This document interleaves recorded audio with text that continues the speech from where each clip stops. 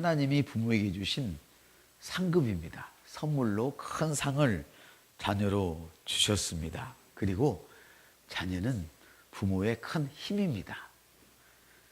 그런가 하면 어떤 부모에게는 자식이 왼수처럼 속을 썩이고 힘이 들고 차라리 안 낳았으면 좋았겠다, 이런 생각을 하시는 분도 계실 수 있겠습니다만은, 원래 하나님께서는 우리 모든 자식들을 부모에게 선물로 주시고 힘으로 주셨습니다. 그래서 성경은 젊은 자식은 장사중의 화살과 같다, 이렇게 이야기를 해요. 젊은 장수는 힘 있는 사람, 그리고 싸움 기술이 남달라서 굉장히 지도자인 것이죠. 장수인 것이죠, 그 말로. 그래서 성경이 젊은 자의 자식은 장사중의 화살과 같으니, 화살통에 화살이 가득하면 원수와 단판을 지을 때 부끄러움이 없다, 이렇게 얘기를 해요. 그러니까 힘이 있는 장수가 뭘 가지고 있냐면 자기 자신의 화살통에 화살을 가득 채워가지고 있어요. 그래서 이 장수가 누구와 싸워도, 원수와 싸울 때 단판을 질 일이 있어도 두려움이 없어요. 비참한 일을 당하지 않아요. 왜냐하면 싸울 때 화살통에 가득한 그 화살을 바로 뽑아서 쏘면 되거든요. 젊은 자의 자식은 장사의 수중에 화살과 같으니, 화살통에 있는 화살이 가득하면 원수와 단판을 지을 때에 부끄러움을 당하지 않습니다, 이렇게 시편에 말씀하고 계세요. 그런데 만일 여러분, 화살통에 화살이 휘어지고 부러지고 화살촉이 무디다면, 무딘 화살촉은 아무리 쏘아도 박히지를 않고, 부러진 화살은 쏠 수차 없으며, 구부러진 화살은 아무리 장수가 실력이 좋고 힘이 있어도 쏘는 대로 나가지 않고 빗나가게 되는 것이죠. 그래서 평상시에 잘 관리해 놔야 합니다. 마치 자녀도 이와 같다고 오늘 본문에서 말씀하고 계시죠. 그래서 오늘 본문은 마땅히 행할 길을 아이에게 가르치라, 그리하면 늙어도 그것을 떠나지 아니하리라 말씀을 하십니다. 모든 사람들이 마땅히 가야 할 길이 있는데, 주님은 예수를 믿는 저와 여러분들의 자녀들을 주님의 길로 훈련하라 말씀하셔요. 우리 자녀들을 하나님 말씀으로 마땅히 가야 할 길로 훈련하는 것은 부모의 책임이다. 그래서 성경은 마땅히 가야 할 길로 아이를 훈련해라, 그러면 늙어서도 그 길을 떠나지 않습니다. 그렇게 성경은 말씀하고 계세요. 어떤 부모들은 이렇게 얘기를 해요.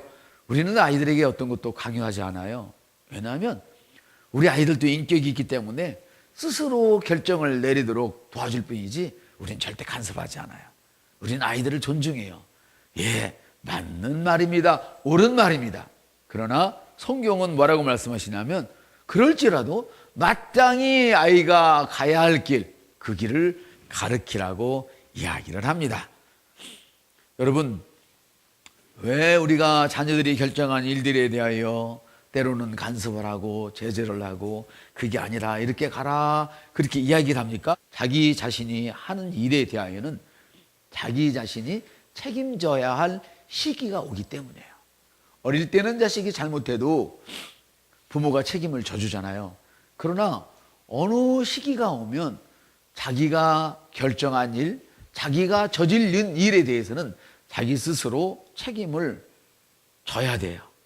만약 자기가 결정한 일, 그 일에 책임을 지지 못하게 되면 반드시 그 일에 대한, 책임지지 못한 일에 대한 불이익을 당하기 때문이에요. 때가 되면 자기가 결정하고 자기가 한 일에 대해서 아픈 책임을 져야 할 그 일이 너 있다는 거죠. 그 일이 너무 아프다는 거예요. 그래서 하나님은 마땅히 가야 할 길을 가르쳐라 말씀하셔요. 사랑하는 성도 여러분, 자녀를 양육할 때 성령님의 지도를 받으시기를 주님의 이름으로 축복합니다. 내 마음대로 하는 것이 아닙니다. 성령님의 지도를 받으셔야 됩니다. 그리고 말씀 안에서 꾸준히 훈련을 하십시오. 그러나 절대로 훈련이라는 것은 한두 번에 익숙해지는 게 아니에요.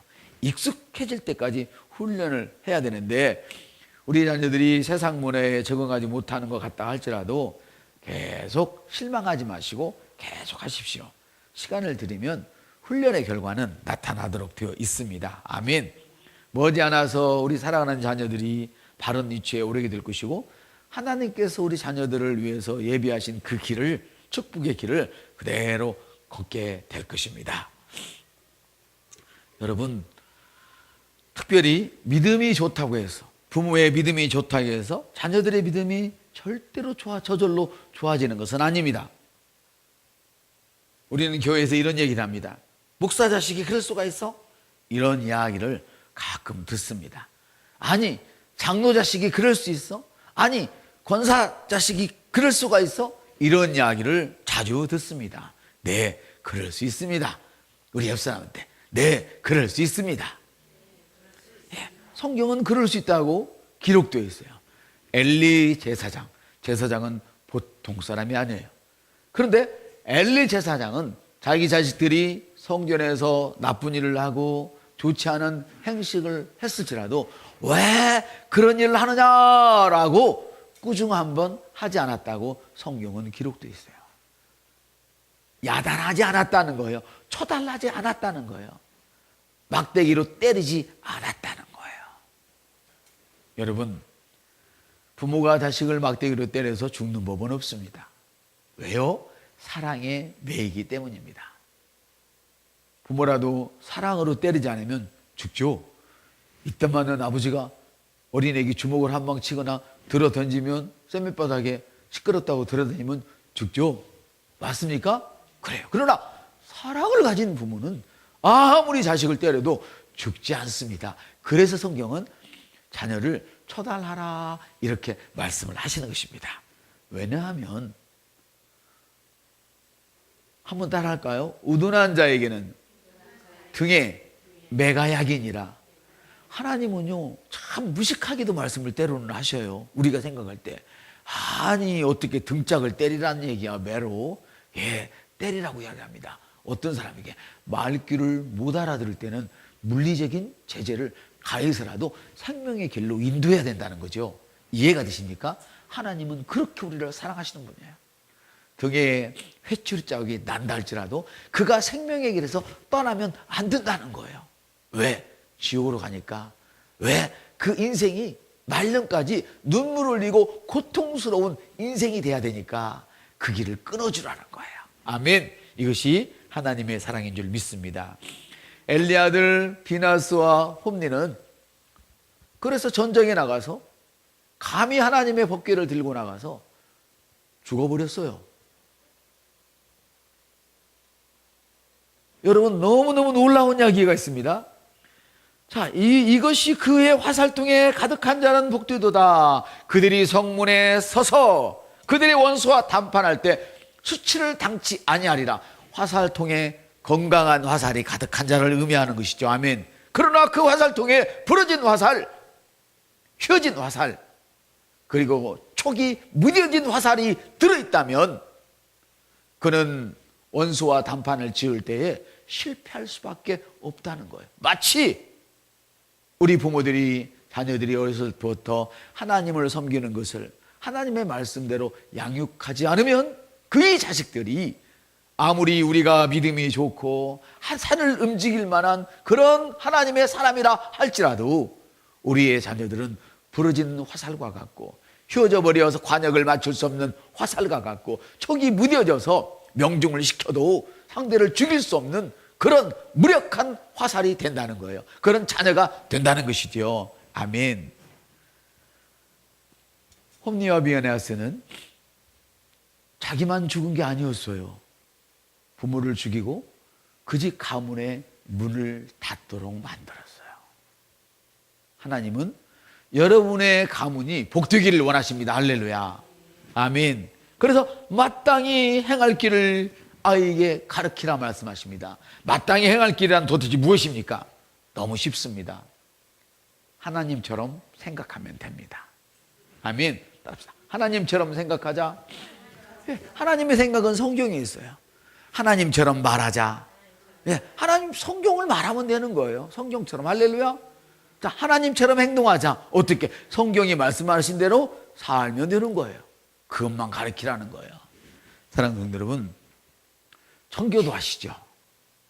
영국에서 신앙의 학대를, 핍박을 벗어나서 메이플라워를 타고 그 검은 대륙으로 가서 인생을 개척했던, 집안 가문을 개척해서 나중에는 교회를 세우고 이랬던 청교도 아시잖아요. 이 사람들은 청교도이기 때문에 믿음이 좋은 게 아니라 믿음이 좋아서 청교도라는 이름이 붙여졌어요.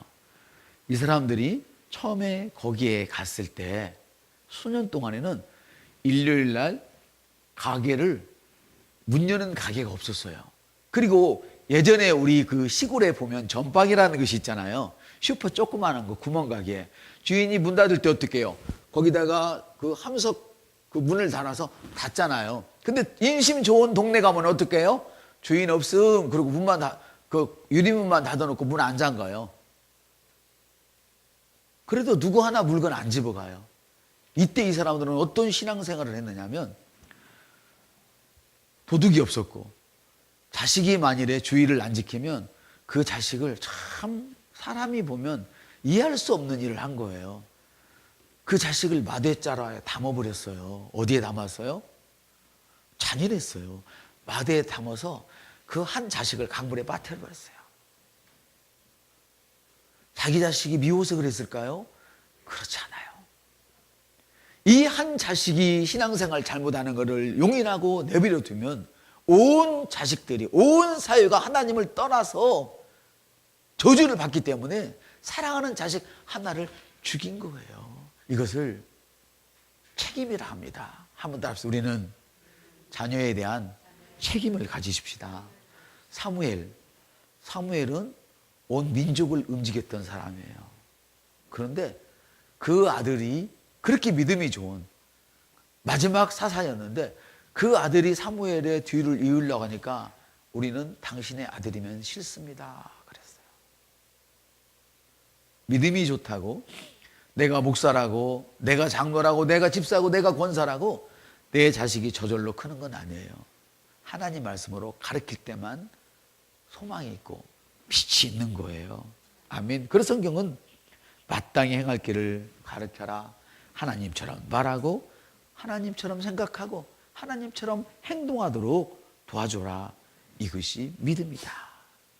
마땅히 행할 길은 바로 성경입니다. 아멘. 어려서부터 말씀을 배워서 하나님처럼 생각하고 하나님처럼 말하고 하나님처럼 행동하는 믿음의 단련을 통하여 인생 끝자락까지 행복이 철철 넘치고 늘 호의받고 나눠주고 베풀어주는 이런 삶을 살 수 있도록 우리 사랑하는 자녀들을 다 양육할 수 있게 되기를 주님의 이름으로 축복합니다.